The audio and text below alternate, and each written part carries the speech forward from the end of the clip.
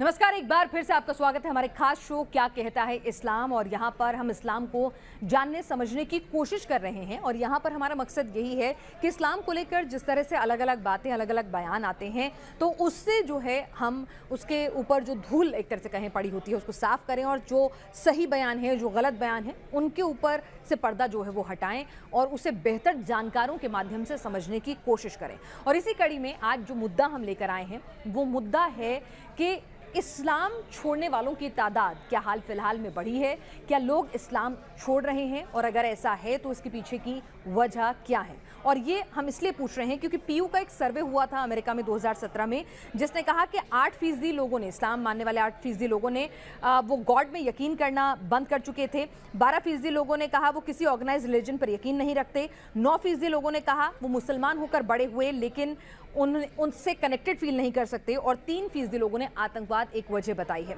तो इसी को हम यहाँ समझने की कोशिश करेंगे कि वाकई में क्या लोग एक्स मुस्लिम बन रहे हैं, क्योंकि इस तरह के फोरम्स हमें देश में, दुनिया के अलग अलग हिस्सों में दिख जाते हैं, या फिर इसके पीछे की वजह कुछ और है। हमारे साथ दो खास मेहमान इस्लाम के जानकार इस वक्त जुड़ चुके हैं। एक्स मुस्लिम साहिल हैं और अध्यक्ष AIIA के मौलाना साजिद रशीदी साहब भी इस वक्त स्टूडियो में मौजूद हैं।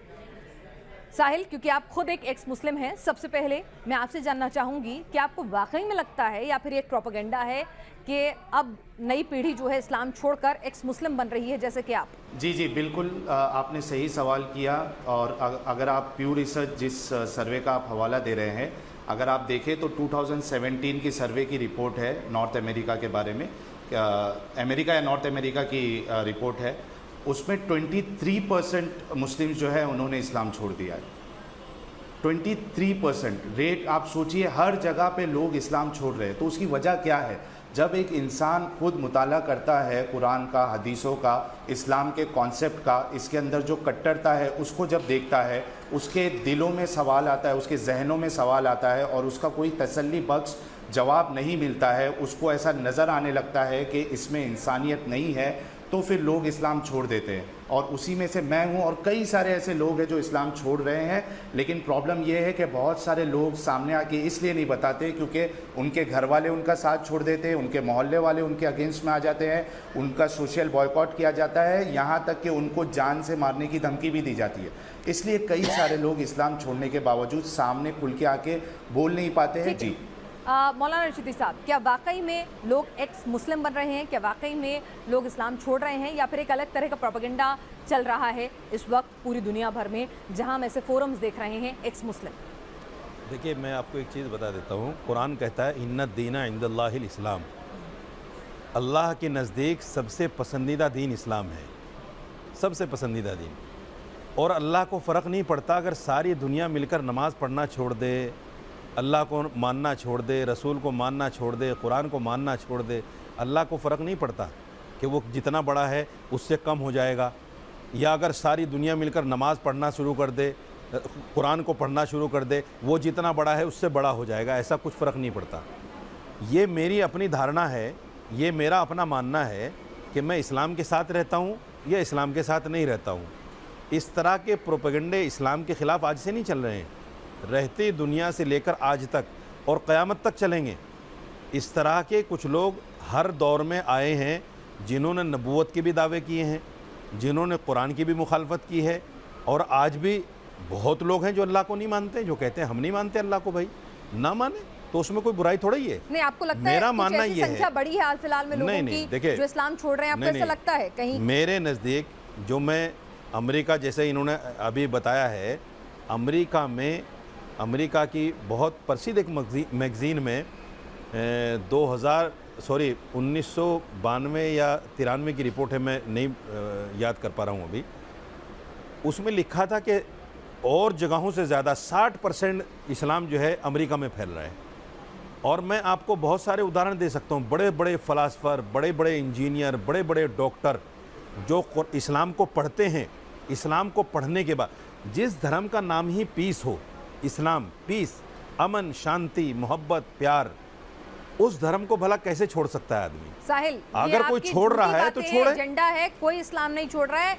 रशीदी साहब कह रहे हैं इस्लाम का तो और ज़्यादा प्रचार प्रसार हो रहा है, लोग इस्लाम को कबूल कर रहे हैं। आपका गलत आरोप है ये। आप जैसे चंद लोग हैं जो प्रोपेगेंडा फैला रहे हैं, जवाब दें। एक चीज और मैं कह दूं, 30 सेकंड में 30 सेकंड में जी जी, एक सेकंड, शायद वो अपनी बात पूरी कर लें, फिर आप साहिल एक सवाल का और जवाब दे देना। मैंने आपको, अगर इस्लाम इतना ही बुरा है तो मैं आपसे एक सवाल करना चाहता हूं, आप एक्स मुस्लिम क्यों लिखते हैं मेरे भाई?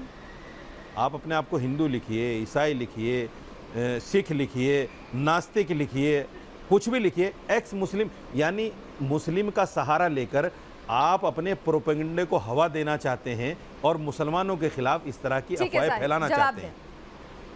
एक्स मुस्लिम लिखना छोड़ दीजिए अगर आपको नफरत है।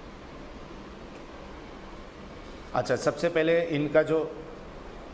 इनका लास्ट सवाल है, उसका मैं जवाब पहले दे देता हूँ। मैं अपने आप के साथ हिंदू, क्रिश्चियन या एथियस्ट या जो भी है इसलिए नहीं लिखता हूँ क्योंकि ना मैं हिंदू हूँ, ना क्रिश्चियन हूँ, ना सिख बना हूँ, ना मुस्लिम भी तो नहीं हो ना।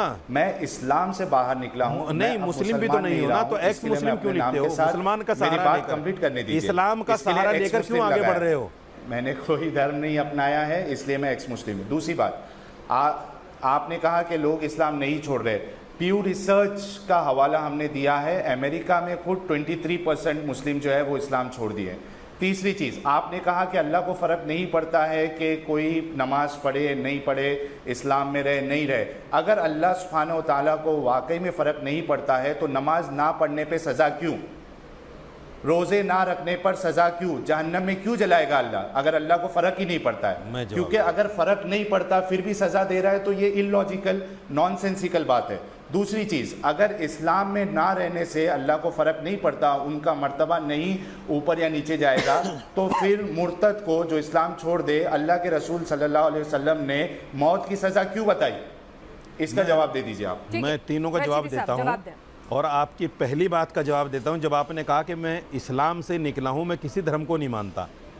जो आदमी किसी धर्म को नहीं मानता उसको हम अपनी ज़बान में नास्तिक कहते हैं। आप नास्तिक लिखिए अपने आप को, एक्स मुस्लिम ही क्यों लिखते हैं? ये एक बहुत बड़ा क्वेश्चन है। इस्लाम के नाम पर गलत प्रोपेगेंडा फैलाना, ये आपने देखा कि अगर मैं एक्स मुस्लिम लिखूंगा तो मुझे टीवी वाले बुलाएंगे, मुझे अखबार वाले इंटरव्यू करेंगे, मेरी अहमियत बढ़ेगी। अगर मैं नास्तिक लिख दूंगा अपने आप को, आपको कोई नहीं बुलाएगा। तो ये आपने जानबूझकर एक प्रोपेगेंडे के तहत किया है कि मैं एक्स मुस्लिम लिख रहा हूँ। नंबर 2, एक्स मुस्लिम आप ही नहीं है। मुसलमान अगर कोई नास्तिक हो गया है, वो लोग हिंदू धर्म से भी आए हैं, वो लोग ईसाई धर्म से भी आए हैं, वो लोग क्रिश्चियन से भी आए हैं। ऐसा नहीं कि मुसलमान ही हैं जो सारे जितने भी नास्तिक हैं जिन्होंने धर्म छोड़ दिया, बहुत लोग हैं। इवन मैं जानता हूँ कई लोगों को जो मुसलमान नाम है जिनके, वो कहते हैं भाई मैं मज़हब को नहीं मानता यार। बहुत लोग हैं मेरे जानने वालों में भी। भाई ठीक है, कोई नहीं मानता ना माने, ठीक है साहिल, तो आप लेकिन जो आपने फायदा उठा रहे हैं, सुनिए मुसलमान ना होने एक चीज़ और बता दूं मैं आपको। इन्होंने जो कहा कि नबी ने क्यों कहा कि वाजिबुल कत्ल, वाजिबुल कत्ल क्यों कहा? देखिए नबी ने पता क्यों कहा है, मेरी बात सुन लीजिए पहले। नबी ने पता क्यों कहा है?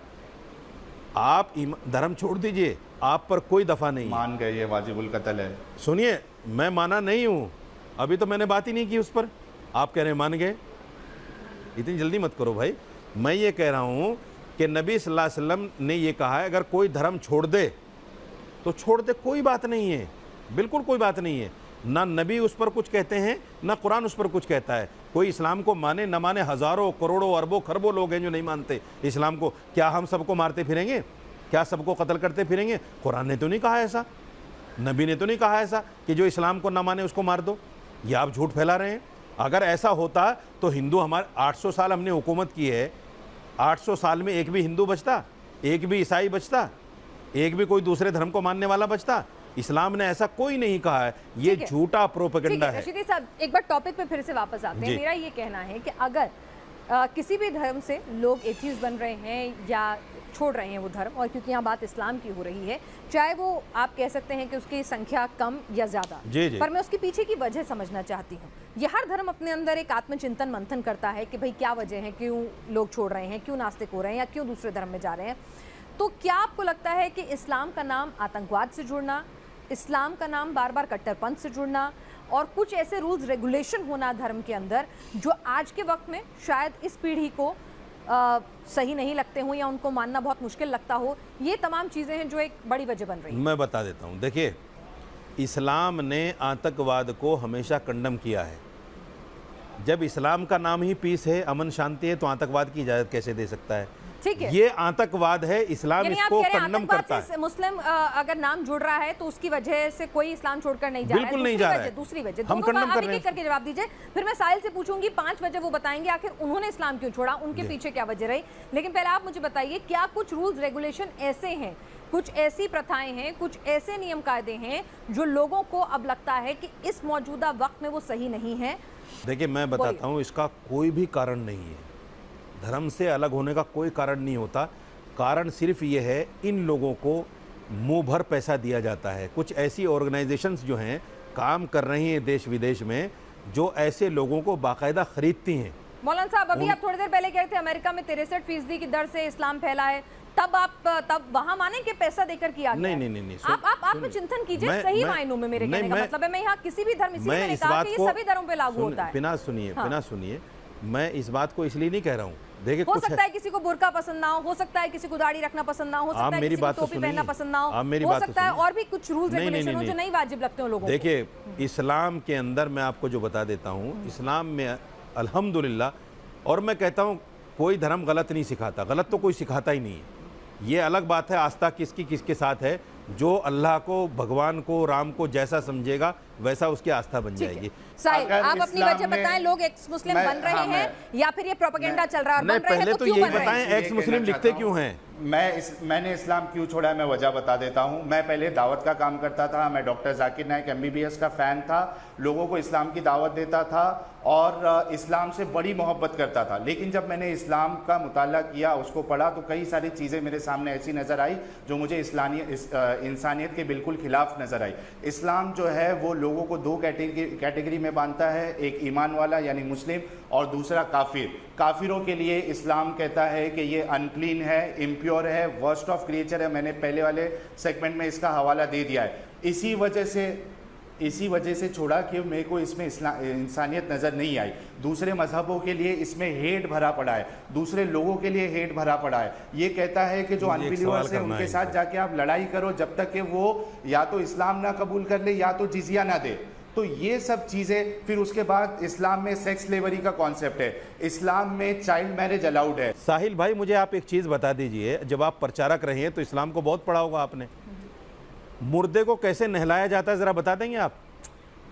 नहीं, क्या ये जरूरी है कि जो बंदा तबलीग करता हो उसको हर इस्लाम के हर एक, मैं इमाम हूँ, मैं प्रचारक हूँ, तो मुझे पता है, चीज का पता है। अगर मैं आपके सामने सवाल रखूं, आपके सामने पक्ष रखे, हमने साहिल से और मौलाना साजिद रशीदी दोनों से समझने की कोशिश की कि वाकई में अब मौजूदा पीढ़ी इस्लाम को छोड़ रही है या फिर ये प्रोपेगेंडा है। आपने दोनों के विचार सुने। आज के लिए इस्लाम क्या कहता है में बस इतना ही। और फिर से हम हाजिर हैं अपने खास शो क्या कहता है इस्लाम के साथ, जहां हमारी कोशिश होती है कि हम इस्लाम को समझें, जानें, क्योंकि इस्लाम को लेकर कई तरह की बातें विरोधाभासी सामने आती हैं, उसको लेकर एक छवि बन जाती है इस्लाम की। तो हम ये समझना चाहते हैं इस्लाम के जानकारों से आखिर कई अहम मुद्दों को लेकर वाकई में इस्लाम से जुड़ी किताबों में क्या कुछ लिखा है, उसके जानकार उस पर ज़्यादा रोशनी डालें ताकि पता चल सके आखिर इस्लाम कहता क्या है। इस्लाम प्रोग्रेसिव है, रिग्रेसिव है, इस्लाम कट्टरपंथ को बढ़ावा देता है या इस्लाम में बहुत ज़्यादा गुंजाइश है लोगों के पास। तो तमाम चीज़ों को हम एक एक कर परख रहे हैं। हमारे साथ खास मेहमान लगातार जुड़ते हैं। आज हमारे साथ 2 खास मेहमान जुड़ रहे हैं। हमारे साथ मौलाना साजिद रशीदी जी हैं, प्रेसिडेंट हैं ऑल इंडिया इमाम एसोसिएशन के, और हमारे साथ साहिल हैं जो खुद को एक्स मुस्लिम कहते हैं और दोनों इस्लाम के जानकार हैं। दोनों से हम अलग अलग मुद्दों पर बात करेंगे। और आज का जो सबसे पहला मुद्दा है, जो ज्वलंत मुद्दा है, वो है कि क्या इस्लाम में आलोचना की गुंजाइश नहीं है। ऐसा हम इसलिए पूछ रहे हैं, इसलिए कह रहे हैं क्योंकि जिस तरह से आहत होते हैं इस्लाम में, अगर कभी इस्लाम को लेकर कोई आलोचना की जाती है या उसको लेकर कोई सवाल उठाया जाता है या कहीं से भी किसी तरह का कोई फ्रीडम लिया जाता है, तो उसके बाद हमने देखा है बहुत ही अग्रेसिव अप्रोच आती है। शार्ले अब्दो में हमने देखा कि क्या हुआ था एक कार्टून बनाने को लेकर, उसके बाद हमने देखा कि सड़कों पर क्या कुछ हो रहा है। ठीक है, अभद्र टिप्पणियां किसी को भी बर्दाश्त नहीं होती है, ना ही होनी चाहिए, वो सरासर गलत है, उनका हम खंडन करते हैं। लेकिन जिस तरह का तौर तरीका अपनाया जाता है उन आलोचनाओं का जवाब देने के लिए, क्या वो तरीका सही है? साहिल, सबसे पहले मैं आपसे शुरुआत करूंगी। देखिए, इस्लाम में क्रिटिसिज्म की थोड़ी भी गुंजाइश नहीं है। अगर आप क्रिटिसाइज करते हो या ब्लास्फेमी करते हो या कुछ और सबसे बड़ा प्रॉब्लम ये है कि ब्लास्फेमी की कोई डेफिनेशन नहीं है इस्लाम में। अगर आप सिर्फ हज़रत मोहम्मद साहब को सिर्फ रसूल भी कह दे तो वो किसी के नज़दीक ब्लास्फेमी हो जाएगी। अगर आप वो बात कर दे जो लिखी हुई है, जैसा नुपुर जी के साथ हुआ है, तो वो भी ब्लास्फेमी हो जाती है। हालांकि वो लिखी हुई बात है और लोग उसको मानते हैं। तो इस्लाम में ब्लास्फेमी की कोई डेफिनेशन नहीं है। हर कोई अपने हिसाब से आपकी बात को ब्लास्फेमी बना देगा, और जो ब्लास्फेमी करता है या क्रिटिसाइज करता है, इस्लाम के नज़दीक उसकी सज़ा जो है वो मौत है, कत्ल है, सर तन से जुदा है। साजिद रशीदी साहब, हम आपसे समझना चाहेंगे कि ठीक है, हमने देखा है कि कई बार और धर्मों को लेकर भी, बिल्कुल बार बार मैं एक ही बात कहूँगी कि किसी भी धर्म की जो निशानियाँ हैं, उनकी जो होली बुक्स हैं या फिर उनके जो ईष्ट हैं, उनकी किसी भी तरह से आलोचना करना या उनको आहत करना या उसको लेकर अपशब्द बोलना, उसका हम खंडन करते हैं, किसी भी तरह से उसका हम समर्थन नहीं करते हैं। लेकिन हमने देखा है कि और धर्म में भी इस तरह की आलोचनाएं कई बार होती हैं, इस तरह की चीज़ें, लोग अपनी नाराज़गी भी जाहिर करते हैं। तो लेकिन फिर भी जिस तरह से इस्लाम को जोड़ा जाता है कि वहाँ बिल्कुल भी ये बर्दाश्त नहीं है, क्या ऐसा है? देखिए, एक चीज़ समझ लीजिए, कोई भी धर्म ऐसा नहीं है जिसमें इन आलोचनाओं की गुंजाइश हो। कोई भी धर्म नहीं है। यहाँ तो रिलीजन का मसला है, यहाँ तो धर्म का मामला है। धर्म के खिलाफ कोई आदमी जो धार्मिक होगा, वो धर्म के खिलाफ कोई भी बात को बर्दाश्त कर ही नहीं पाएगा। कत्ल कर दिया मेरे भाई ने भाई साहब, आप बीच में ना बोलें, मैं भी नहीं बोला और मैं बोलूँगा भी नहीं। आप जितनी बात बोलेंगे आप कहिए इत्मीनान से, मैं भी आपकी बात सुनूंगा, आप भी मेरी बात सुनिए, बीच में बिल्कुल कृपया मत बोलें। आपने कहा कि नुपुर शर्मा को लेकर जो बात हुई है वो हालांकि किताबों में लिखी है, लेकिन फिर भी इस तरह की बातें हो रही हैं। आपने आधा सच बोल दिया, आधा सच नहीं बोला। आधा सच ये है कि ठीक है, जो 6 साल 9 साल की बात है वो लिखी हुई है, मैं मानता हूँ। किसी भी धर्म विशेष के खिलाफ अगर किसी भी तरह की टीका टिप्पणी होती है, वो नागवारा गुजरती है। साहिल, क्या इस्लाम में आप कह रहे हैं कि आलोचना की गुंजाइश नहीं है? हालांकि हर धर्म के लोग जब भी उनके इष्ट को लेकर कोई भी टिप्पणी की जाती है, आहत होते हैं, सड़कों पर उतरते हैं, नाराजगी जाहिर करते हैं, कोर्ट में भी जाते हैं। हिंदू देवी देवताओं के भी अगर आपने झोले पे उनको छाप दिया, चप्पलों पे उनकी मूर्ति, चप्पलों पे उनकी तस्वीर उकेर दी, तो वो लोग भी नाराजगी जाहिर करते हैं। ऐसा नहीं है कि ये सिर्फ इस्लाम में हो रहा है या सिख धर्म में हो रहा है, हर जगह होता है। लेकिन आपको क्या लगता है कि जिसके जो तरीके होते हैं और जिस एक्सटेंट तक जाते हैं, वो कहीं ना कहीं ज़्यादा हैं? आप क्रिटिसिज्म की बात कर रही है। इस्लाम की टेक्स्ट के मुताबिक अगर कोई इस्लाम छोड़ भी देता है तो उसके लिए भी कत्ल की सज़ा है। तो यहाँ पे ये जो दायरा है इतना कम है कि आप इसमें कुछ कर ही नहीं सकते। यानी एक इंसान अगर इस्लाम नहीं मानना चाहता, उसको वो सही नहीं लग रहा, तो उसको कत्ल की सज़ा क्यों मिले? मैं जवाब दे दूं? ये मेरा सवाल है। देखिए मौलाना साहब से। जी मैं बता रहा हूँ भाई साहब, कुरान में कहीं नहीं लिखा है कि अगर कोई इस्लाम को छोड़ दे तो उसकी सज़ा कत्ल है।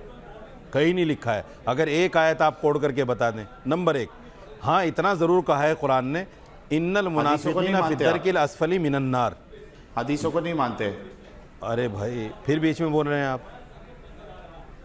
ये बीच में बोलने वाला शोषा छोड़ दीजिए साहब। साहिल, आप अपने आपके पास कोई रेफरेंस है कहां पर कहा गया है ऐसा, ताकि वो बता सके आपको काउंटर कर सके? 1 मिनट सुनिए। देखिए, 2 बातें होती हैं। एक होती है इफ़हाम व तफ़हीम। इफ़हाम व तफ़हीम का मतलब समझना समझाना। एक होता है सामने वाले को नीचा दिखाना। जो आदमी ये सोच लेकर बैठता है कि मुझे सामने वाले को नीचा दिखाना है, तो फिर वो ऐसे कुतर्क लेकर आता है जिन कुतर्कों की कहीं गुंजाइश नहीं होती। मेरा मानना सिर्फ ये है कि अगर हम बैठें, सिर्फ इस्लाम में क्या कमी है या क्या खामी है आपकी नज़र में, और मैं उसका जो बेहतर से बेहतर जवाब दे सकता हूँ, आप मुझे पूछिए, बिल्कुल मैं आपको जवाब दूंगा। लेकिन ये कह देना कि साहब इस्लाम में बिल्कुल गुंजाइश नहीं, मुझे आप एक चीज़ बताइए, वो नबी जिस नबी के ऊपर एक बुढ़िया कूड़ा डाला करती थी रोज़ाना, और कुछ मुद्दत के बाद में वो बुढ़िया बीमार हो गई और कूड़ा ऊपर से नहीं आया, तो आप उसकी तीमारदारी के लिए चले जाते हैं। वो नबी जिसने ये कहा हो कि अगर आपका पड़ोसी भूखा रह जाए और आप पेट भर हैं तो आप मुसलमान नहीं हो सकते। अगर आप, वो नबी अगर ये कहे कि अगर आपने अपने पड़ोसी की तीमारदारी नहीं की, अपने पड़ोसी का ख्याल नहीं रखा, तो आप मुसलमान नहीं हो सकते। ऐसे नबी को क्या आप क्रिटिसाइज़ करेंगे सिर्फ ये सोचकर कि मैं एक्स मुस्लिम हूँ या मैं मुसलमान नहीं हूँ, मैं हिंदू हूँ या जो है ईसाई हूँ या कोई भी धर्म रखता हूँ? ऐसा नहीं होता, ये इंसाफ का तकाजा नहीं है। इंसाफ का तकाजा ये है कि आप अपनी बात को रखिए। अगर आपको इस्लाम से कोई आपत्ति है तो आप बताइए कि हाँ साहब मुझे इस्लाम से ये आपत्ति थी, मैंने छोड़ दिया, बात खत्म हो गई। लेकिन मौलाना रशीदी साहब, आपने देखा होगा कई किताब के लेखक जो हैं उन्हें मुल्क छोड़कर जाना पड़ता है, उनको धमकियां मिलती हैं। शार्ली एब्दो में क्या कुछ हुआ ये हमने देखा है। हम नहीं कह रहे कि उन्होंने जो लिखा या जो कहा वो बिल्कुल सही हो, लेकिन किस एक्सट्रीम तक चले जाना अपनी नाराजगी जाहिर करने के लिए? आज सड़कों पर ठीक है, नूपुर शर्मा ने जो कहा वो बिल्कुल गलत था, उसका तमाम लोग विरोध करते हैं, खंडन करते हैं, वो नहीं बर्दाश्त के काबिल है। लेकिन जिस तरह से जो सब कुछ हो रहा है, कानून अपना काम कर रहा है, लेकिन जो सब कुछ सड़कों पर नजर आ रहा है, जिस तरह का वहां पर पत्थरबाजी हो रही है, क्या वो सही है? इस्लाम के मुताबिक ऐसा होना चाहिए? आप तो बता रहे हैं ना कि वो नबी जो अपने ऊपर कूड़ा फेंकने वाली की तीमारदारी करते थे, यहाँ पर क्या हो रहा है ये देखिए। मैं बता रहा हूँ। आपने देखी वो तस्वीरें जो बैंगलोर से आई हैं, किस तरह से नूपुर शर्मा का पुतला लटका दिया गया? मैं बता रहा हूँ, जी आपकी बारी आएगी साहब। देखिए बात सुनिए, ये नूपुर शर्मा के बारे में जो भी हो रहा है, मुझे मौका पिनाज, हाँ साहिल मैं आपके पास आती हूँ एक बार, रशीदी साहब अपनी बात पूरी। पिनाज, ये जो नूपुर शर्मा के बारे में हो रहा है ये मेरा जमहूरी हक है, लेकिन गर्दन काटने की जो बात कही जा रही है, गर्दन काटने की बात गलत है, मैं उसको कंडम करता हूँ। रेप की बात जो कही जा रही है मैं उसको कंडम करता हूँ, ये इस्लाम नहीं है, ये इस्लाम नहीं है। पत्थरबाजी अगर कहीं हुई है, किसी को नुकसान और हानि पहुंचाने की बात हुई है, तो इस्लाम ये नहीं कहता कि आप किसी को तकलीफ पहुंचाओ। ठीक है, मैं उस इस्लाम की बात नहीं करना चाहता जिसके नाम पर जिहाद हो रहा है, जिसके नाम पर सीरिया जल रहा है, जिसके नाम पर इराक जल रहा है। गलत प्रोपेगेंडा इस्लाम के खिलाफ रशीदी साहब कह रहे हैं फैलाया जा रहा है। ठीक है, वो अगर अपने आराध्य की आलोचना से नाराज हैं तो उसका हक बनता है उन्हें, जो कि हर धर्म के लोग करते हैं। कोई भी नहीं चाहेगा उनके इश्क के बारे में अपशब्द कहे जाएं। तो अगर मुस्लिम ऐसा कर रहे हैं तो कहीं गलत नहीं कर रहे हैं। और बाकी उन्होंने कहा कि कहीं भी ऐसा नहीं कहता इस्लाम की आलोचना करने वाले का आप सर कलम कर दो या उन्हें जान से मार दो, उसका तो वो खुद खंडन कर रहे हैं। तो इस्लाम गलत आलोचना तो स्वीकार कर रहा है ना, अपनी नाराजगी तो जाहिर करेगा ना अगर कोई इश्क के बारे में कुछ कहता है। साहिब जी मैं मौलाना साहब को चैलेंज करता हूं कि इन्होंने जो कूड़े वाली ये बताया है, वाकया बताया है कि वो जो बुढ़िया थी वो कूड़ा फेंकती थी और रसूलुल्लाह एक दिन वो नहीं आई तो रसूलुल्लाह गए उनकी तीमारदारी के लिए। मैं मौलाना साहब को चैलेंज करता हूं आज टीवी शो पे कि इस वाकये की दलील दे दे, कौन सी ऑथेंटिक हदीस में लिखा हुआ है मैं इस्लाम कबूल करने के लिए रेडी हूँ। ये झूठ प्रोपेगेंडा यानी झूठी बातें ये फैलाई जाती है। आज सुनन नसाई की हदीस नंबर 4061 आप देख लीजिए, सुनन नसाई की 4062 देख लीजिए, सुनन नसाई की 4063 देख लीजिए, सुनन नसाई की 4064, इब्ने माजा की 2535 हदीसों की लाइन लगा सकता हूं मैं जहां पे ये कहा गया है। ठीक है साहिल, मैं जवाब ले लेती हूँ रशीदी साहब। देखिए कुरान ये कहता है कि जो आदमी किसी एक इंसान को कत्ल करता है वो ऐसा है फ़क़अन्नहुमा क़तलन्नास जमीआ, जैसे उसने पूरी इंसानियत को कत्ल कर दिया। साहिल ये गलत दे रहे हैं, ये साहिल पढ़ के सुना रहे हैं, ये क्या है? देखिए मैं तो जानती नहीं हूँ, मैं तो हवाला दिया, मैं बता रहा हूँ ये गूगल यूनिवर्सिटी है जहाँ से ये पढ़ रहे हैं। देखिए मैं आपको एक चीज़ बता देता हूँ, सुनिए। अरे भाई ये गूगल यूनिवर्सिटी है, इसको छोड़ दीजिए, यूनिवर्सिटी नहीं है, मैं इस पर ईमान नहीं रखता। आपके सुनिए इसको छोड़ दीजिए मेरे भाई, मेरी बात सुनिए। मैं गूगल यूनिवर्सिटी पर ईमान नहीं रखता, बिल्कुल नहीं रखता। आप लाख बार भी दिखाएंगे जब भी नहीं मानूंगा। इसको जूम करके दिखाइए। नहीं मैं अरे भाई साहब गूगल यूनिवर्सिटी नहीं है, हदीस की किताब है। मैं गूगल यूनिवर्सिटी पर ईमान रखता ही नहीं हूं ना, छोड़ दीजिए ना। हदीस है साहिल मेरे भाई, नसाई का हवाला दिया है, बुखारी का हवाला दिया है, मुस्लिम का हवाला दिया है। अच्छा सुन दो, ठीक है साहिल उनको भी बोलने दीजिए। सुनिए इस तरीके से नहीं चलेगा मौलाना साहब, या तो कह दीजिए कि ये जितनी सही हदीस है। सुनो जी सुनो, एक मिसाल मशहूर है। एक साहब ने कहा कि भाई जो आदमी 2 और 2 4 साबित कर देगा मैं अपना सब कुछ हार जाऊंगा, यहाँ तक कि अपनी बीवी भी हार जाऊंगा। बीवी ने कहा बेवकूफ़, 2 और 2 तो कोई भी 4 साबित कर देगा, क्या तू मुझे भी हार जाएगा? उसने कहा बेवकूफ़ मैं नहीं हूँ, तू है। बोले कैसे? बोले ऐसे कि मैं मानूंगा ही नहीं ना, मैं कहूँगा 2 और 2 5 होते हैं। अगर आप ये नज़रिया लेकर बैठे हो कि मुझे मौलाना साहब की कोई बात माननी ही नहीं है तो फिर मैं आपको नहीं समझा सकता। फिर अगर मैं पूरा कुरान भी आपको पढ़ के सुना दूं, पूरी हदीस आपको पढ़ के तो आपको तो मानना ही नहीं है ना मेरे भाई। दूसरी बात सुनिए, वो नबी जो लड़ाई में भी, लड़ाई के मैदान में भी ये कहता हो कि बूढ़ों पर हाथ नहीं उठाना, औरतों पर हाथ नहीं उठाना, बच्चों को कुछ नहीं कहना, वो क्या ये कह सकता है कि जो ईमान न लाए उसको मार दो, कत्ल कर दो? बिल्कुल नहीं कह सकता। कंडेमनेबल। तो साहिल जिस जिस जिस बिल्कुल जिस condemnable है किताब ये। का रेफरेंस दे रहे हैं, जिस हदीस का रेफरेंस दे रहे हैं, वो गलत है। नहीं, आप ये कह हदीस, रहे हैं। अरे ये भाई गूगल यूनिवर्सिटी है। अच्छा। आप बुखारी किताब ठीक लाइए है। ना उठा के, सुनन है। अबू दाऊद किताब लाइए उठा के। साहिल एक छोटी टिप्पणी आपसे, फिर अगले मुद्दे पर आएंगे। मैंने हवाला दिया है। हवा ऐसे नहीं हवाला होता। दिया। हवाला लाइए, मैं हवाला दे देता हूँ आपको कि मैं ये आपने कह जो रहा है हूँ, 50 मर्डर कर दिए, नाज़ी, गूगल में लिखा हुआ मैंने- आपके नाम के यार साथ, अभी मुझे तो बोलने माना दीजिए। जाएगा उसको? मौलाना ठीक है। साहब, मौलाना साहिल, साहब आप बोलने अपनी बात दीजिए। कंप्लीट करें। कि ये नहीं माना मौलाना जाता। साहब, बोलने दीजिए मुझे।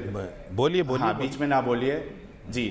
पिनाज जी, जितने लोग देखेंगे, जितने मुसलमान देखेंगे, सब लोगों को ये पता चलेगा कि मैंने जो हदीसें बताई है बिल्कुल ऑथेंटिक है, और मौलाना राशिदी साहब जो है जबरदस्ती इससे पीछा छुड़ा रहे। दूसरी बात, इन्होंने जो कचरे वाली हदीस कचरे वाला जो वाकया बताया था इन्होंने, उसकी दलील इन्होंने नहीं दी। अभी हंसने से नहीं चलेगा। आप बहुत गुस्से में लग रहे हैं मुझे, और ये बात जो बताना चाह रहे हैं ना, आप गुस्से में बताना चाह रहे हैं कि ऐसा क्यों है। एक एक आयत को क्लियरिफाई कर लीजिए साहिल भाई, एक एक आयत को क्लियरिफाई कर लीजिए। शायद आपको ये नहीं पता कि हर आयत का एक शान नुज़ूल है। शान नुज़ूल का मतलब ये होता है पिनाज कि जो आयत जब ज़रूरत हुई उसके पीछे आगे क्या क्या प्रतिक्रियाएं रहीं, क्यों वो आयत आई, किस बिना पर ये कहा गया, वो चीज़ें शान नुज़ूल में कोड की जाती हैं। मेरे साहिल भाई को शायद कुरान की तफसीर के बारे में ज़र्रा बराबर भी इल्म नहीं है। अगर ये इल्म तफसीर को पढ़ लेते, तो इस तरह के सवाल ही नहीं उठाते। इन्होंने इल्म तफसीर को पढ़ा ही नहीं है। यहाँ मेरे पास इस मुद्दे पर बातचीत करने के लिए भी वक्त की इतनी ही गुंजाइश थी, तो मैं चाहूंगी कि आप दोनों ने अपने अपने व्यू पॉइंट्स रखे हैं। ठीक है, किसी भी धर्म में कोई भी उस धर्म का अनुयायी जो होगा अपने ईष्ट की या अपने धार्मिक ग्रंथों की किसी भी तरह से आलोचनाएं, उसके लिए अपशब्द बर्दाश्त नहीं करेगा, जो कि करने भी नहीं चाहिए। और न्यूज़ नेशन भी उन तमाम ऐसे लोगों का, ऐसी विचारधारा का, ऐसे बयानों का खंडन करता है। और हमने जानने की कोशिश की क्या जो विरोध का तरीका है वो किस हद तक और कैसा होना चाहिए। क्या कहता है इस्लाम में, एक बार फिर से आपका स्वागत है। हमारी कोशिश होती है कि इस्लाम में जो भी ज्वलंत मुद्दे होते हैं और उनको लेकर जिस तरह के बयान आ रहे होते हैं, तो उसको लेकर इस्लाम में क्या कहा गया है, कोई गलत जानकारी ना जाए, बल्कि इस्लाम में क्या कहा गया है उसको हम आप तक रखें। और ऐसा ही एक और मुद्दा जो आज आवाज़ उठने लगी है, ये कि इस्लाम में क्या रिफॉर्म्स की गुंजाइश है या नहीं है। चाहे वो 3 तलाक का मुद्दा हो, निकाह हलाला का मुद्दा हो, या फिर बुर्का हिजाब का मुद्दा हो, या और भी कई ऐसे मुद्दे हैं जिसमें एक तबका कहता है कि उसमें रिफॉर्म्स की ज़रूरत है, फिर एक तबका कहता है कि नहीं भाई ये तो सब कुछ लिखित है, उसमें आप किसी भी तरह का कोई रिफॉर्म या बदलाव कर ही नहीं सकते हैं। तो ऐसे में इस्लाम वाकई में क्या कहता है, क्या उसके जानकार कहते हैं कि वक्त के साथ क्या इस्लाम में रिफॉर्म्स की गुंजाइश है, और क्या इस्लाम उसकी इजाज़त देता है, और क्या उसकी ज़रूरत है। इन तमाम पहलुओं पर बातचीत करने के लिए हमारे साथ एक्स मुस्लिम साहिल इस वक्त हैं, और मौलाना साजिद रशीदी जी अध्यक्ष हैं AIIA के, वो भी हमारे साथ हैं। मौलाना साजिद रशीदी जी, चर्चा आपसे शुरू करेंगे। हमने देखा है कि हर धर्म में रिफॉर्म्स हुए हैं, वक्त के साथ हर धर्म में कुछ ना कुछ बदलाव हुए हैं, और ऐसे में कुछ कुरीतियाँ, कुछ गलतियाँ, कुछ चीज़ों को मॉडिफाई भी किया गया है। आपको क्या लगता है, क्या इस्लाम में बदलाव की, रिफॉर्म्स की, अगर मैं सही शब्द का इस्तेमाल करूं, रिफॉर्म्स की क्या कहीं कोई गुंजाइश है, क्या इस्लाम उसकी इजाज़त देता है? देखिए, रिफॉर्म का दूसरा नाम हम इस्लामिक ज़बान में जो कहते हैं वो इज्तिहाद है। इज्तिहाद यानी कुरान से हदीस से मसाइल को निकालना, कुरान से हदीस से हालात के एतबार से मसाइल को बयान करना। आज के ज़माने में उस टाइप के लोग नहीं हैं जो इतना कड़ा रिसर्च कर सकें कुरान पर, हदीस पर, और वो इस तरह की बातें। अब जैसे ट्रिपल तलाक के मसले को ले लीजिए, ट्रिपल तलाक के मसले को माना मुसलमानों ने, जब कानून आया तो माना उसको, यहाँ गुंजाइश थी तो माना, यही रिफॉर्म है। दूसरी बात, कुछ चीज़ें ऐसी, रशीदी साहब गुंजाइशें बदल जाती हैं। फ्रांस में आप हिजाब बुर्का नहीं पहने अलाउ आप मान जाते हैं, हिंदुस्तान में उसी पर बवाल हो जाता है। तो ये रिफॉर्म्स की थिन लाइन कहाँ है? नहीं, अगर आप सियासी सवालों और जवाबों को भी इस्लाम से जोड़ेंगे तो फिर तो उसका नहीं, तो जवाब मैं सियासी सवाल में पूछ रही ये हूँ सियासी है ना। नहीं, सियासी नहीं, बुर्के पर सुनिए, बुर्के पर सा एक चीज पूछना चाहती हूँ। बुर्के पर जो हिंदुस्तान में हंगामा हुआ है ये सियासी तो था सारा, ये कोई धार्मिक थोड़ा ही था। आप मुझे बताइए, अगर इस्लामिक हो तो बताइए। इस्लामिक था ही नहीं, सारा धार्मिक था।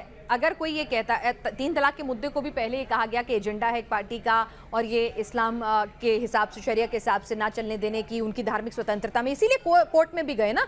नहीं तो अगर होता तो पहली बार में चुपचाप मान लिया जाता, कोर्ट में चैलेंज नहीं होता। मेरी बात समझिए, यहाँ पर हम एक चीज समझना चाह रहे हैं कि इस्लाम में क्या कुछ रिफॉर्म्स की, अगर हम बुर्का प्रथा की बात करें या पर्दा प्रथा, बुर्का तो है भी नहीं शब्द, ऐसा कुछ जानकारों ने मुझे बताया जब हमने पिछले एपिसोड्स किए, तो अगर पर्दा प्रथा है, कोई लड़की है उसे स्विमिंग चैंपियनशिप में भाग लेना है और ऐसे में उसे लगता है कि हाँ यहाँ रिफॉर्म होना चाहिए, तो इस तरह की कोई गुंजाइश इस्लाम में है कि नहीं? देखिए, पर्दा जो आज के टाइम में जो बुर्का है ना, इस्लाम में तो ये बुर्का है ही नहीं, ये पर्दे में आता ही नहीं है। पर्दे का मतलब पता क्या है? पर्दे का असल मतलब ये है, जी मैंने उस पर पूरा शो किया है, बिल्कुल मालूम है, लेकिन मैं वही पूछ रही हूँ कि अगर कोई स्विम कंपटीशन में जाना चाहता है, वहाँ पे हिजाब नहीं पहन सकता है, वहाँ पे चुस्त कपड़े पहनने ही पहनने पड़ेंगे, और उसकी डिमांड ही ऐसी है, तो फिर ऐसे में क्या करे कोई शख्स? ये हिंदुस्तान है, ये हिंदुस्तान है। जब साहिल जैसा आदमी इस्लाम को छोड़ सकता है तो कोई आदमी आधे कपड़े पहनकर क्यों नहीं जा सकता कहीं भी? किसने मना किया है? कोई मना नहीं करता। आप इस्लाम को छोड़ें, इस्लाम को माने न माने, मौलाना कौन किसी पर तलवार लेके फिर रहा है कि नहीं जी अगर आपने आधे कपड़े पहन लिए तो आप मुझे बताइए, जो इस्लाम पर सवाल उठाते हैं उनको ये नज़र नहीं आता कि फिल्मों में जिस तरह से औरत की बेइज्जती की जाती है और जिस तरह से सीन दिखाए जाते हैं और दर्शाए जाते हैं, इस पर कोई सवाल नहीं उठाएगा। बड़े सारे फतवे, वो आईब्रो कराने पर भी फतवा होता है, नहीं, वो आप देखिए किसी भी तो, फिल्म इंडस्ट्री में जाने पर भी फतवा होता है, ऐसा नहीं है। तो मैं वो पूछ रही हूँ, क्या कहीं कुछ आपको लगता है वक्त के साथ, जैसे हर रिलीजन में कुछ ना कुछ अगर कोई फतवे को यहाँ मत जोड़िए। नहीं, मैं एक चीज पूछ रही हूँ आपसे, आप समझिए, मैं फतवा अपनी जगह है, एक समझने के तौर पर आपसे समझना चाहती हूँ, क्योंकि आप जानकार हैं कि भाई हर चीज में बदलाव की और एक गुंजाइश होती है, उसमें कुछ कमियां हो या मौजूदा वक्त के साथ अगर कुछ बदलाव की जरूरतें हो तो वो करने की, हर धर्म में हम देखते हैं, हर समाज में हम देखते हैं, वो होता है। तो क्या इस्लाम में इस तरह की रिफॉर्म्स की आपको लगता है जरूरत है? हिंदुस्तान जमहूरी मुल्क है। इस हिंदुस्तान में कोई भी किसी भी स्पोर्ट्स में जा सकता है, किसी भी लाइन में जा सकता है।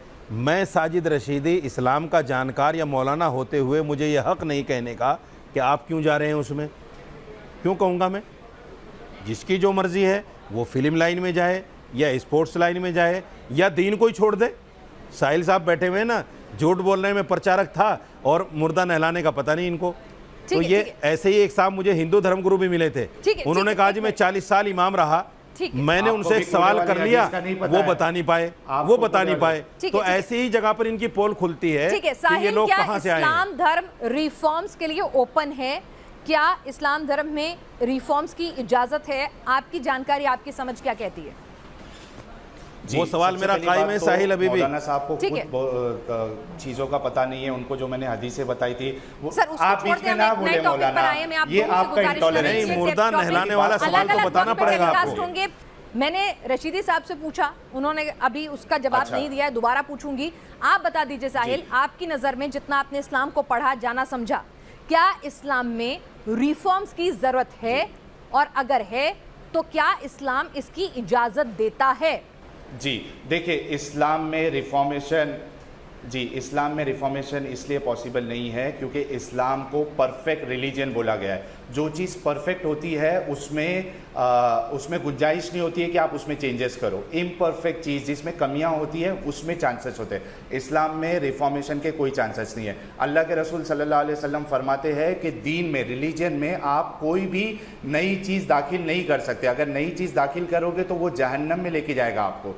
तो इस्लाम में रिफॉर्मेशन पता नहीं है। इसी वजह से मौलाना साहब ने, जब आपने सवाल किया इस्लाम में पॉसिबल है क्या नहीं है कि एक लड़की स्विमिंग कंपटीशन में जाए, उन्होंने वो जवाब नहीं दिया, उन्होंने हिंदुस्तान का हवाला दिया। तो मैं ये कहूँगा कि हिंदुस्तान का जो हमारा कॉन्स्टिट्यूशन है, जो कानून है, वो इस्लाम से करोड़ों गुना अच्छा है। इसमें चेंजेस भी आ सकते हैं वक्त के एतबार से, और इसमें और भी गुंजाइश है कि इंसानियत के मुताबिक इसमें कानून बनाए जाए, लेकिन इस्लाम में रिफॉर्मेशन की कोई पॉसिबिलिटी नहीं है। साजिद साहब ये कह रहे हैं कि इस्लाम में रिफॉर्म्स हो ही नहीं सकते क्योंकि इस्लाम तो कहता है कि वो परफेक्ट रिलीजन है। आप जवाब दें, क्या ऐसा है? देखिए, मैंने पहले ही कहा कि इस्लाम में रिफॉर्म का जो प्लेटफॉर्म है वो इज्तिहाद है, जिसका साहिल को हवा भी नहीं है, न इनको इल्म तफसीर की हवा है, न इनको इज्तिहाद की हवा है।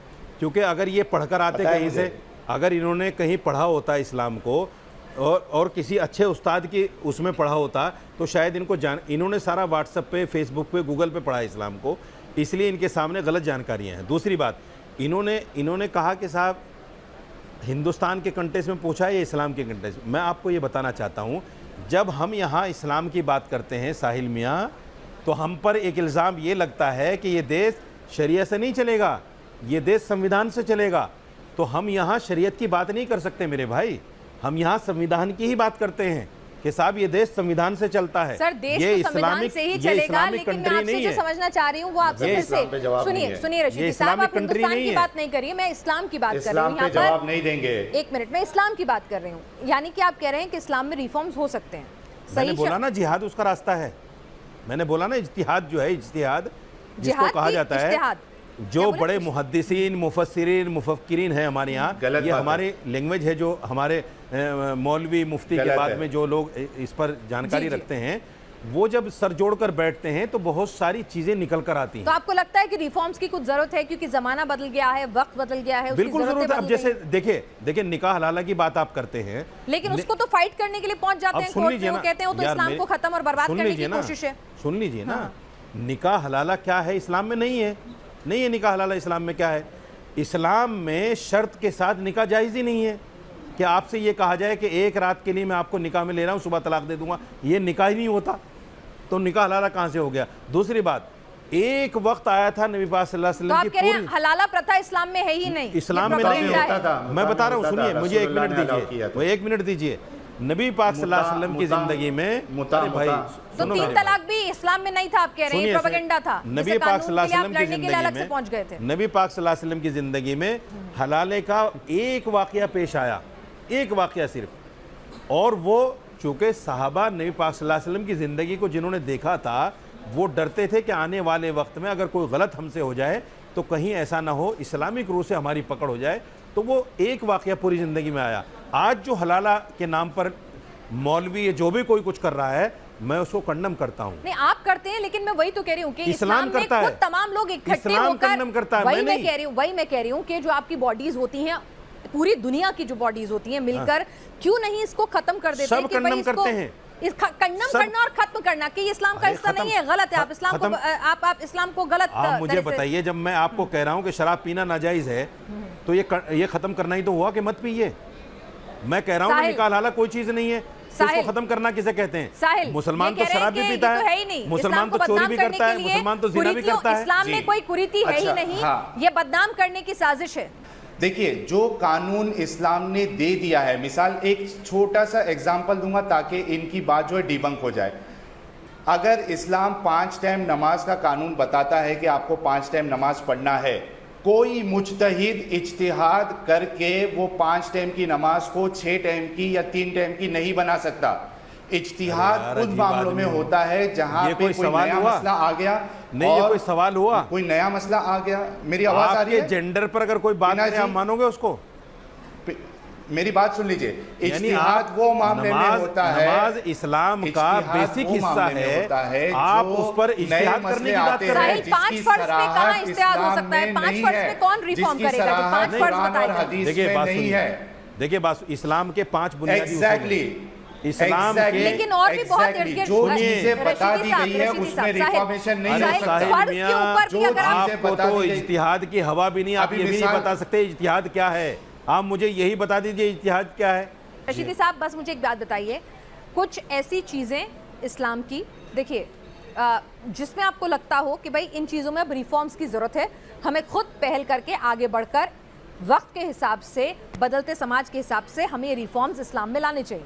कुछ बता सकते हैं आप, या आपको लगता है नहीं पिक्चर परफेक्ट है, कुछ नहीं करना चाहिए? देखिए बात सुनिए, आपने खुद कहा था कि हाँ मैं भी समझता हूँ रिफॉर्म्स की जरूरत है। जब किसी ने इस्लाम को मुसलमान के अमल से तोला है तो इस्लाम पर 1000 उंगलियां उठाई हैं, 1000 सवालात हुए हैं, क्योंकि मुसलमान बावजूद मना करने के शराब पीता है, बावजूद मना करने के जिना करता है, बावजूद मना करने के चोरी करता है, बावजूद मना करने के बहुत सारी ऐसी बातें करता है जो धर्म के एतबार से सही नहीं है। अगर इस्लाम को इस्लाम के नज़रिए से आप देखोगे तो आपको, मैं दावे के साथ कहता हूं कि इस्लाम में उंगली रखने की गुंजाइश नहीं मिलेगी, उंगली रखने की। चूँकि मैं पहले ही बता चुका हूं कि इस्लाम जो है पीस, अमन रिफॉर्मेशन नहीं और होगा। ऐसा मजहब है कि कोई रिफॉर्म की जरूरत नहीं है, इस्लाम पिक्चर परफेक्ट है। नहीं, जैसे इन्होंने एक सवाल किया कि साहब नमाज में रिफॉर्म, का इस्लाम आप मुझे आज भी बताइए। वाजिब है, आप कह रहे हैं कि जैसे कि अगर कोई चोरी करे तो हाथ काट दो, वो अभी भी चलना चाहिए? नहीं, सुनिए मैं बता रहा हूँ, नहीं हिंदुस्तान में नहीं चलता। हिंदुस्तान को छोड़ी, मैं इस्लाम की बात कर रही हूँ आपसे। मैं आपसे इस्लाम की बात कर रही हूँ, आप हिंदुस्तान पर, मैं बॉर्डर बात कर रही हूँ, इस्लाम की बात कर रही हूँ। इस्लाम, हिंदुस्तान कानून से चलता है, चल रहा है और आगे भी चलेगा। इस्लाम में जो चोरी पर हाथ काटने का सजा है, वो सजा इसलिए नहीं, उनके सवाल का वो जवाब सजा दीजिए। इसलिए नहीं है, सजा इसलिए है ताकि दोबारा कोई चोरी करने का दुस्साहस न कर सके। मैं वही रेप तो, करने पर जो फांसी की सजा है, रेप करने पर जो रजम करने की सजा है, वो इसलिए है ताकि दोबारा कोई रेप करने की सोच भी ना सके। रशीदी साहब, आप सऊदी में जाइए, चोरी नहीं होती, सऊदी में जाइए रेप नहीं होता, नहीं होता। रशीदी साहब अफगानिस्तान चले जाइए, वहाँ क्या हो रहा है वो भी आपको पता होगा। क्या हो सऊदी रहा है? और अफगान का इस्लाम अलग अलग है क्या? कौन कह रहा है? हाँ, कौन एक कह मिनट, रहा अब आप सुन लीजिए मेरी बात। नहीं, मैं कौन कह रहा है इस्लाम की अफगान बात का कर रही इस्लाम हूँ। अलग है? मैंने क्या कहा, मैं अगर आपसे, इस्लाम अलग होता तो आज तो सारी अफगान दुनिया में तो नूपुर महिलाएं शर्मा के स्कूल खिलाफ नहीं नहीं जा होती। सकती। इस्लाम, अगर इस्लाम नूपुर एक शर्मा है, के खिलाफ तो नहीं होती सऊदी सारी में महिलाएं दुनिया। पढ़ती हैं, इस्लाम एक है सबका। हिंदुस्तान में महिला IAS बनती है, तो टीवी पढ़िए। चैनल पर बैठकर कौन डिबेट मना करती कर है। रहा और है? सऊदी में क्या हो रहा है? अच्छा, सऊदी किसने में मना? अलग इस्लाम है और अफगानिस्तान में किसने क्या मना इस्लाम किया? हो रहा है? सऊदी में किसने मना किया है? नहीं किया, तो अफगानिस्तान में क्या हो रहा है? बच्चियों को स्कूल क्यों नहीं जाने दिया जा रहा है? अफगानिस्तान में भी नहीं मना करता कोई। क्या बात कर रहे हैं आप? क्या बात कर रही हैं आप क्या बात कर रही हैं? इस्लाम नहीं, क्या स्कूलों में ताले अफगानिस्तान में लगे, स्कूल बच्चियों नहीं को है? वापस नहीं लौटाया क्या गया? अफगानिस्तान में कॉलेजेस नहीं सब मना है? करेंगे। क्या अफगानिस्तान में फुटबॉल तालिबान नहीं के खेला राज जाता? में क्या हो रहा है ये आपको नहीं क्या पता है? अफगानिस्तान में क्रिकेट नहीं खेला तालिबान जाता? में, अफगानिस्तान में ऐसा बच्चियों क्या के- है जो नहीं होता? अफगानिस्तान में बच्चियों के साथ मोहतरमा, क्या हो रहा है आपको अफगानिस्तान नहीं के बारे में पता? पढ़िए। आपको नहीं पता अफगानिस्तान में नहीं, बच्चियों के आपको साथ नहीं क्या हो पता। रहा है? आपको नहीं टीवी के पता। एंकर्स को बुर्का पहना के पूरा अरे, नकाब पोश करके वो टीवी पर आ पाते हैं। पर्दा अपनी जगह है, अच्छा। लेकिन खेलने को कौन मना करता है वहाँ? अच्छा, स्कूल में जाने को कौन मना करता है? ब्यूटी पार्लर कॉलेज में जाने को कौन मना करता है? ब्यूटी स्पोर्ट्स पार्लर में जाने को कौन मना करता है? सारे ब्यूटी क्या बात पार्लर कर रही हैं किसने आप? बंद करा दिए? ये साहिल तो ये आप कह रहे हैं टीवी कि पर बैठकर अफगानिस्तान में, अफगानिस्तान का नाम लेके ये कह रहे हैं इस्लाम कि को बदनाम अफगानिस्तान करने में की जो कोशिश कुछ कर हो रही रहा है। है वो ऐसा कुछ नहीं दिखता है इन्हें। आपको भी नहीं दिखता है? इस्लाम, कोई भी जगह का इस्लाम, किसी भी मुल्क का इस्लाम जुल्म नहीं करता, ये बात याद रख लीजिए। जी, ये बीच में ना बोले जी। मैं ये कह रहा हूं कि जो आपने एक एग्जाम्पल दिया था स्विमिंग कंपटीशन में, क्या एक मुस्लिम लड़की जा सकती है इस्लाम के मुताबिक? इसमें रिफॉर्मेशन ये करा सकते हैं? इन्होंने लास्ट तक नहीं जवाब दिया।